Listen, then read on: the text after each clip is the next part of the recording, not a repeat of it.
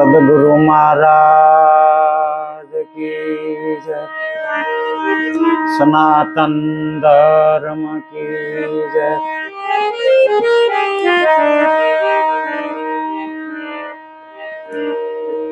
સંત સપોત ને તુંબડા, સંત સપોત ને તુંબડા ને ત્રણ નો એક જ સ્વભાવ। તારે પણ બોલે નહીં જેને તાર્યા ઉપર ભાવ।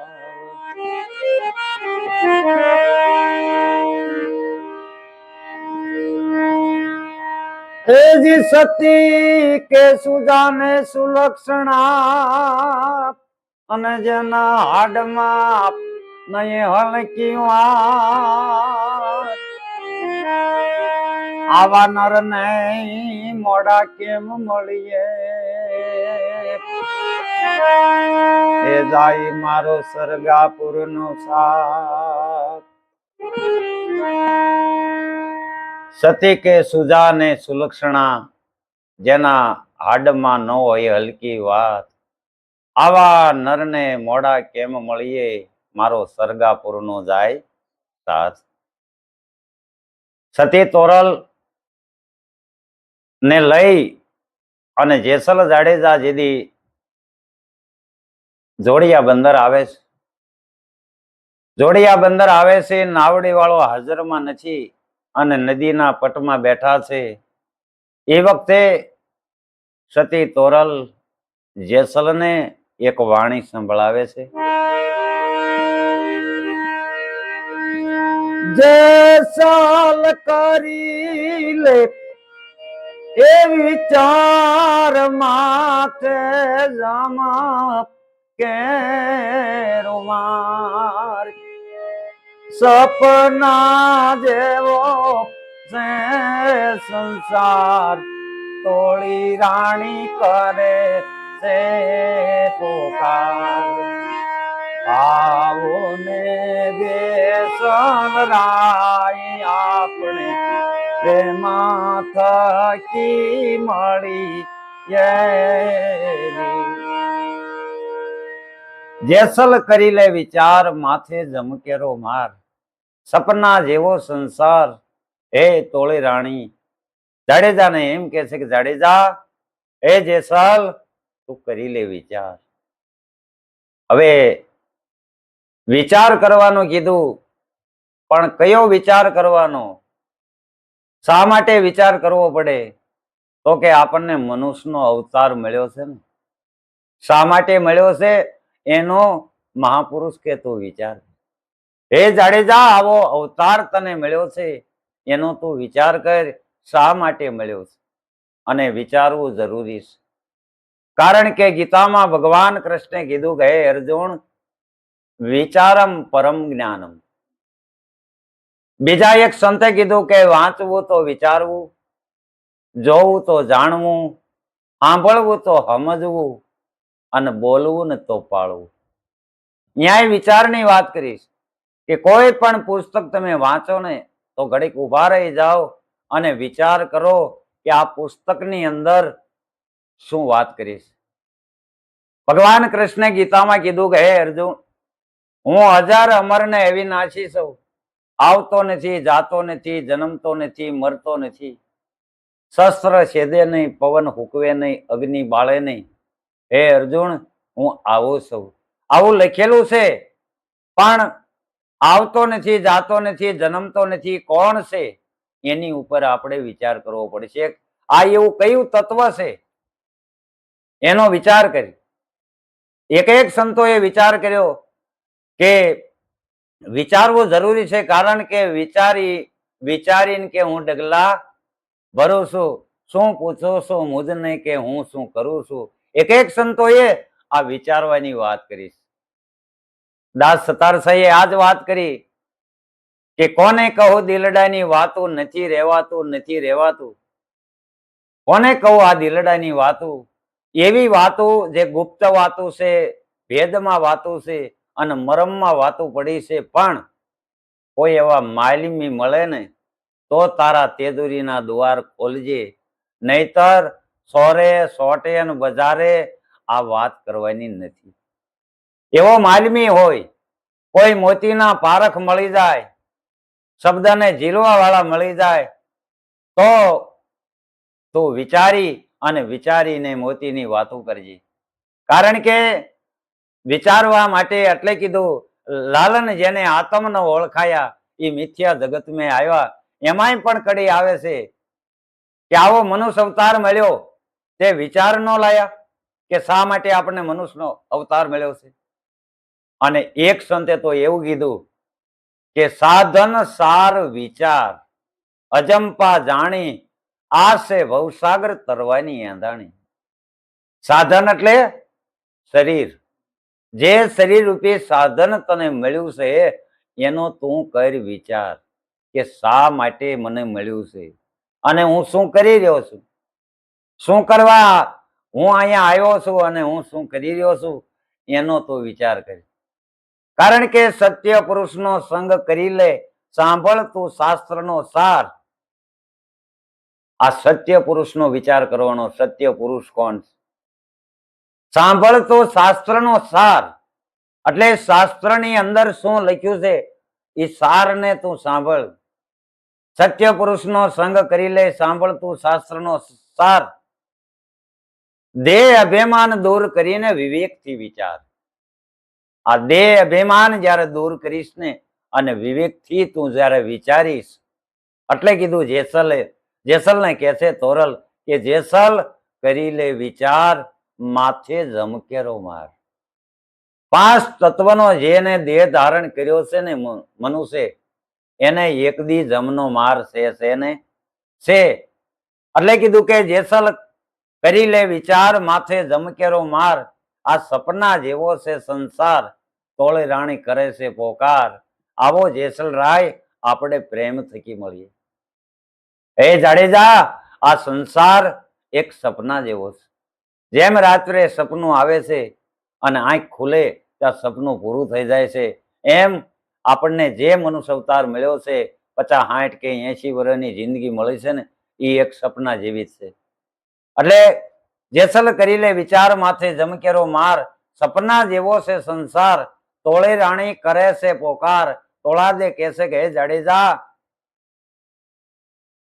આપણે પ્રેમ થકી મળીએ અને કોઈ સાધુ પુરુષ હોય ને ત્યાં જઈને મળીએ. એટલે પહેલી કડીમાં કીધું કે અનુભવી મળ્યો છે અવતાર. આ મનુષ્ય અવતાર એક અનુભવ કરવા માટે મળ્યો છે. 84 ના જીવ છે એ અનુભવ ન કરી શકે, પણ એક મનુષ્ય અવતારમાં અનુભવ કરી વિચાર કરી શકે કે આ સત્ય છે, આ અસત્ય છે, આ શાશ્વત છે, આ નાશવંત છે, આ વિનાશી છે, આ અવિનાશી છે, આ દેહી છે, આ વિદેહી છે, આ નિરાકાર છે, આ આકાર વાળું છે, આ સૂર્ય છે, આ ચંદ્ર છે. આવો વિચાર એક મનુષ્ય દેહમાં જ કરી શકાય છે. કારણ કે સદગુરુ પરમાત્માએ આપણને એવી બુદ્ધિ આપી છે, એનો નિર્ણય, એનો વિચાર અને એનું મનન આપણે જ કરી શકીએ. માટે જેસલ કરી લે વિચાર, માથે જમકેરો માર. સપના જેવો સંસાર, તોળે રાણી કરે છે પોકાર. આવો જેસલ રાય આપણે પ્રેમ થકી મળીએ અને કોઈ પૂરા સંત હોય ત્યાં જજો. આ ભવ આવ્યો છે અનુભવ અવતાર, માથે સદગુરુને ધાર. જાવું ધણીને દરબાર, તારી બેડી ઉતારે ભવ પાર. હે જાડેજા, આ આપણને જે આ ભવ અવતાર મળ્યો ને એ અનુભવ કરવા માટે મળ્યો છે. આ ભવ આવ્યો અવતાર, માથે સદગુરુને ધાર. જ્યાં લગી માથે સદગુરુ નથી, માથે સદગુરુને ધારણ કરી લે. કારણ કે જીવનની અંદર એમ કહેવાય છે કે સદગુરુની જરૂર છે ને છે. સદગુરુ વિના આત્માની ઓળખાણ થતી નથી અને 184 ના ફેરા મટતા નથી. માટે સદગુરુના ચરણે જઈ અને એ જાડેજા માથે સદગુરુને ધારણ કરી. માથે સદગુરુને ધાર, જાવું ધણીને દરબાર, તારી બેડી ઉતારે પાર. આ જગતમાં આ બેડીને પાર જો ઉતારનાર હોય તો મહાપુરુષ સદગુરુ સંત કારણ કે દરિયા કાંઠે જાઓ અને કાંઠે તમે ઉભા રહ્યો અને આમ નજર કરો તો પાણી પાણી પાણી અનગળ પાણી તમારી નજર ભૂગે ને ત્યાં લગી નકરું પાણી દેખાય, પણ હામો કાંઠો ન દેખાય. હામો કાંઠો જો તમારે જોવો હોય તો નાવમાં બેસવું પડે, કાં સ્ટીમરમાં બેસવું પડે અને કાં પ્લેનમાં બેસવું પડે, ત્યાં તો આ હામો કાંઠો આપણે જોઈ શકાય. એમ કળિયુગ એ આ કાંઠો છે અને સતયુગ એ ઓલો કાંઠો છે. પણ સદગુરુ રૂપી નાવિક મળે અને નામ રૂપી નાવની અંદર જ્યારે આપણને બેસાડી દે તો પલકમાં પાર સદગુરુ ઉગાડે અને આમો કાંઠો જોવા મળે કે આ કાંઠો કેવો છે. માટે એટલે કીધું કે ગુરુના ગુણનો નહીં પાર, ગુરુના ગુણનો કોઈ પાર પમાય એવું નથી. કારણ કે સદગુરુ તણા વખાણ શું વર્ણવું, આ મુખથી કહું તો માપ નો આવે, ઇન્દ્ર કુબેર જેનો પાર નો પાવે, આ ચાર વેદ ગુણ ગાવે. આ ચારે ચાર વેદ એના ગુણ ગાય છે. કારણ કે ગુરુના ગુણનો કોઈ પાર પમાય એવું જ નથી. આખી જિંદગી એના ગુણ ગાવ ને. એટલે કીધું કે હે ગુરુજી તમારા રે ગુણ ઘણા, એટલે એના ગુણ ઘણા છે. કારણ કે ધરતી કા કાગજ કરું કલમ કરું વનરાય, સાત સમુદ્ર की સહી કરું પણ ગુરુ ગુણ લીખ્યો ન જાય. ગુરુના ગુણનો નહીં પાર, ભક્તિ ખાંડા કેરી ધાર. હવે આ ભક્તિની વાત આવી ને કે ખાંડા કેરી ધાર છે. ભક્તિ કેવી છે? તો કે ખાંડાની ધાર જેવી છે. ખાંડાની ધાર ઉપર હાલવા જેવો માર્ગ છે. તો મને આ માર્ગ દેખાડો. કોને કીધું? લાખાજીએ આટકોટમાં સતી લોયણને કીધું. જ્યારે સતી લોયણને દરવાજે ઊભી રાખી અને લોયણને જ્યારે રોકી અને કીધું કે ક્યાં ગઈ હતી? પાણી ભરવા ગઈ હતી. મને પૂછ્યા વિના ક્યાં ગઈ હતી? અને તલવાર મિયાનમાંથી જ્યારે કાઢી ત્યારે સતી લોયણ જે સદગુરુ મહારાજે નામ આપ્યું હતું ને એ નામમાં એકાકાર એની સુરતા થઈ ગઈ હતી. અને આ બેડું જે માથે સકર સકર ફરવા માંડ્યું એ જોઈ અને લાખાજી તલવાર પડી ગઈ અને બે હાથ જોડી અને સતી લોયણને કીધું કે માં, હે જોગમાયા, તું તો સાક્ષાત દેવી છો, હવે મને ભક્તિનો માર્ગ દેખાય. ત્યારે સતી લોયણ લાખાને કહે છે કે લાખા, ભક્તિનો માર્ગ છે ને એ તલવારની ધાર ઉપર હાલવા જેવો, પણ આ તો કિરપાણની ધાર છે, બે બાજુ ધારું આવે. પેલા વિચાર કરી લે, ભક્તિનો માર્ગ છે ખાંડા કેરી ધાર. તકે મેં વિચાર કરી લીધો, હવે મને ભક્તિનો માર્ગ દેખાડ. ત્યારે સતી લોયણે કીધું કે લાખા, એ મારું કામ નથી. ગામના પાદર જે સંતોનો પડાવ પડ્યો છે ત્યાં હાલો. અને પછી સતી લોયણ લાખાને લઈ જાય છે અને ઉગમસિંહ બાવાને જઈને કીધું બાપુ આને હવે તમે ઉપદેશ આપો. એવી રીતે ભક્તિ છે ખાંડા કેરી ધાર. નુગરા હું જાણે સંસાર, એનો એળે ગયો અવતાર. આવો જેસલરાય આપણે પ્રેમ થકી મળીએ. હવે નુગરા હું જાણે સંસાર, તો નુગરા કોને કીધા? જેને ગુરુ નથી કરાવ્યા એને મહાપુરુષોએ નુગરા નથી કીધા. પણ જેને ગુરુ કરાવ્યા છે અને ગુરુ વચનમાં નથી ઉભા રહેતા, ગુરુના વચનમાં ઉભા નથી રહેતા અને બોલી અને જે બીજું બોલે ને એને એક નંબરનો નુગરો કીધો છે. એટલે કીધું કે નુગરા નો સંગ કદી ન કરીએ. કાગ બાપુ તો એમ લખે, સાગરના તળિયે સમાવી પણ નર નુગરાનો નેડો નો કરીએ. બળતી અગ્નિમાં જઈને પડી જવું પણ નુગરાનો સંગ ન કરવો. એટલે કીધું કે ભક્તિ છે ખાંડા કેરી ધાર. નુગરા હું જાણે સંસાર, એનો એળે ગયો અવતાર. આવો જેસલરાય આપણે પ્રેમ થકી મળીએ. તો કે સાંધો સૂરજ વસે આકાશ, નવલખ તારા એની પાસ. પવન પાણીનો પ્રકાશ, આ સૌ લોક કરે છે એની આશ. સાંધો અને સૂરજ આકાશમાં વસે છે, એની બાજુમાં નવલખ તારા એની પાસ. પણ કે ચાંદો સૂરજ વસે આકાશ નવલખ તારા એની પાસ, પણ પવન પાણી અને પ્રકાશ, પવન પાણી અને પ્રકાશ વિના કોઈ જીવી શકતું નથી. હે જાડેજા, પવન પાણી અને પ્રકાશ આને તું ઓળખી લે. પવન કોને કીધું, પાણી કોને કીધું અને પ્રકાશ કોને કીધું. એમ માયા કોને કેવી, કામ કોને કહેવાય, ક્રોધ કોને કહેવાય, લોભ કોને કહેવાય, મોહ કોને કહેવાય, આશા કોને કહેવાય, ઈર્ષા કોને કહેવાય, મમતા કોને કહેવાય, આ બધાને પેલા ઓળખી લે. ઓળખ્યા પછી તું વિચારી જોઈએ, પછી તને જીવન જીવવાની મજા આવશે. આપણે હુંકારમાં ફરીએ છીએ. હું કાંઈક સૌ, હું જ્ઞાની સૌ, હું સંપત્તિ વાળો સૌ, હું જમીન જાગીર વાળો સૌ. આ જે હું પણ અરે શરીરનો દેહનું અભિમાન છે, એ પણ એક અહંકાર છે. આ અહંકાર જ્યારે શૂન્ય થાય ત્યારે ભક્તિના માર્ગે હાલી શકાય, અને તો જ આપણે ભક્તિના માર્ગે પંથ કાપી શકીએ. એટલે કીધું કે શેપો સમુદરિયામાં થાય, વાંકી ધન્ય છે એની કમાય, કે સ્વાતિના મેહુલા વર્ષે તેથી હાચા મોતી થાય. સ્વાતિ નક્ષત્રમાં વરસાદ વરસે ને, કે એ વરસાદ જ્યારે વરસતો હોય અને દરિયાના તળિયે જે માછલી બેઠી હોય, એ જ્યારે એટલી બધી ગતિથી ઝડપથી જ્યારે પાણીની સપાટી બહાર 10 ફૂટ અધર જઈ અને અધરો અધર સ્વાતિ નું બુંદ પકડી લે અને મોઢું ભેગું કરીને તળિયે વહી જાય, એમાં સાચું મોતી થાય. નકર શીપલા થાય પણ મોતી નો થાય. એક એક શીપલાની અંદર જોવો તો મોતી નો હોય.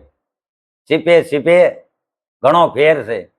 કારણ કે એક શીપની અંદર જે આ શીપ નામની એટલે માછલી, આપણી સુરતાની વાત કરી છે કે જ્યારે સદગુરુ સંત આંગણે આવે અને સુરતા રૂપી માછલી જ્યારે સદગુરુના મુખારવિંદમાંથી શબ્દરૂપી બિંદુ ઝીલી લે અને સંસારના તળિયે જઈ સમાઈ જાય, તો એમાં સાચું મોતી થાય. અને એ મોતી જ્યારે મળે છે પછી એને એરણ માથે મૂકો ને તોરલ, અને ઘણનો ઘા કરો ને તો ફૂટે નહીં, એ સાચું મોતી કહેવાય. જ્યારે કસોટી આવે અને ગેંગે ફેંગે કરી કે ભારે કરી નહીં. એક એક સંતોને કસોટી આવી હતી. જેસલ તોરલને કસોટી આવી હતી, મીરાબાઈને, નરસિંહ મહેતાને, હરિચંદ્રને, શેઠ સગાળશાને, આ બધી કસોટી આવી હતી. પણ કસોટી આવી પણ પોતાના મન અડગ હતા, ડગ્યા નહીં. એટલે આજે ઇતિહાસના પાનામાં જેના નામ છે. એટલે મોતીડા એરણમાં ઓરાય, માથે ઘણ કેરા ઘા, આ ફૂટે ફટાક્યા કહેવાય, ખરાની ખરે ખબરો થાય. જ્યારે કસોટી આવે ને ત્યારે ઓછા ન ઉતરે ને તો એની ખબર પડે કે આ સાચું મોતી. માટે એક એક વાણીની અંદર સતી તોરલે જેસલને સમજાવવાના પ્રયત્ન કર્યા છે, અને જેસલ શાણા હતા અને તોરલની વાત સમજી અને હૃદયની અંદર ઉતારી અને પછી અમલમાં મૂકી અને પછી રેણીના ઘરમાં રહ્યા. તો આજે એ જેસલ પીર થઈ અને પૂંજાય છે. માટે મહાપુરુષોની જે વાતો ઝીણી ઝીણી છે એને વાંચવું તો વિચારવું, એનું મનન કરી પછી નિધ્યાસન એટલે નક્કી કરવું. જેમ જંગલમાં પશુ જાય છે, આખો દિવસ સરે છે ને સાંજે આવીને વાગોળે છે, એમ ભજન સાંભળ્યા પછી, સત્સંગ સાંભળ્યા પછી એનું એને વાગળવું કે આ ભજન શું કહેવા માંગે છે, કે આ સંતે આ વાણીમાં શું કીધું છે, એટલું કહી અને વિચારવાની જરૂર છે. બોલો સદગુરુ મહારાજની જય.